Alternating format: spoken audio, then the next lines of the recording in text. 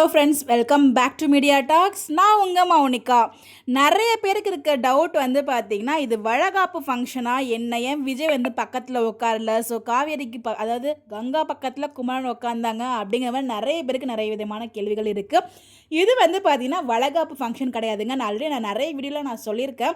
இது வந்து பார்த்தீங்கன்னா 5th மந்த்து பூ முடிச்சு ஃபங்க்ஷனாக தான் இருக்கும். பிகாஸ் அவ்வளோ சீக்கிரம் வந்து 7th மந்த்து கொண்டு வர மாட்டாங்க. ஏன்னா இந்த மந்த்து ஷெட்யூல்லே வந்து பார்த்தீங்கன்னா ஷூட்டிங் பண்ணியிருக்காங்க. அப்படிங்கிறப்போ சீக்கிரம் 7th மந்த்துக்கு கொண்டு வர மாட்டாங்க. லீப்லாம் கொண்டு வர அவ்வளோ ஃபாஸ்ட்டாக மூவ் பண்ண மாட்டாங்க. அவ்வளோ வேகமாக மூவ் ஆகிறதுக்கு வாய்ப்பு கிடையாது என்னோட கெஸ் படி.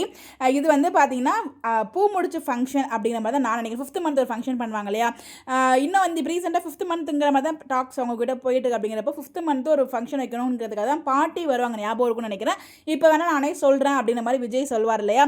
ஸோ அதனால வந்து பார்த்தீங்கன்னா அந்த ஃபங்க்ஷன் தான் இப்போ பண்ணுறாங்கன்னு நினைக்கிறேன். ஸோ அதனால தான் நமக்கு விஜய் வந்து பக்கத்தில் உட்கார இல்லையா, இல்லை வீடியோ எபிசோட் வரும்போது உட்கார தெரியல. பட் அந்த ஃபங்க்ஷனில் வந்து பார்த்தீங்கன்னா அவர் நின்றுட்டு தான் இருக்கார். அவருக்கு தனியாக சேர்லாம் போடலை.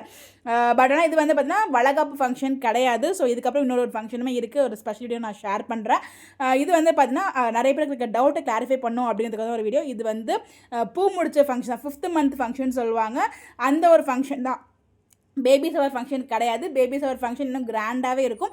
இப்போதைக்கு நம்ம காவேரி ஆசைப்பட்ட மாதிரி ஒரு குட்டி ஒரு அழகான 5th மந்த் ஃபங்க்ஷன் வச்சிருக்காங்க தாத்தா பாட்டி வீட்டில். பிகாஸ் பாட்டிக்கு ஹெல்த் இஷ்யூஸ் இருக்கிறதுனால இந்த மாதிரி ஃபங்க்ஷன் வைக்கும்போது அவங்களுக்கு வந்து இன்னும் கொஞ்சம் பாசிட்டிவாக நல்லாயிருக்கும், சீக்கிரமாகவே ஹெல்த் அவங்களுக்கு ரெடி குணமாயிடும் அப்படிங்கிற மாதிரி ஒரு ரீசனால வைக்கலாம். என்னோட கெஸ் படி தெரிலங்க. பட் ஆனால் இது வந்து பார்த்தீங்கன்னா 5th மந்த் ஃபங்க்ஷன்.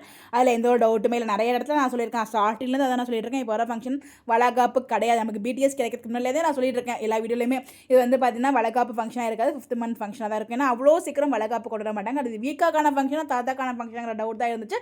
அதுவுமே நம்ம ஸ்ட்ராங்காக சொல்லிட்டோம், இது வீக்கான ஃபங்க்ஷன் தான் அப்படின்னு சொல்லிட்டு வீடியோவில் போட்டிருக்கோம். நிறைய கனெக்டிவிட்டிலாம் செக் பண்ணி நிறைய விஷயங்கள் நம்ம ஃபாலோவர்ஸோட கமெண்ட்ஸ்லாம் வச்சு நம்ம வீடியோலாம் போட்டிருக்கோம். கண்டிப்பாக வந்து வீக்கான ஃபங்க்ஷன் தான் வருது அப்படின்னு சொல்லிட்டு அதே மாதிரி தான் ஃபங்க்ஷன் வருது. ஸோ எந்த ஒரு டவுட்டுமே இல்லை. ஸோ ஒரு ஹாப்பியான அப்டேட்ஸ். இது வந்து பூ முடிச்சு ஃபங்க்ஷன், ஓகேங்களா?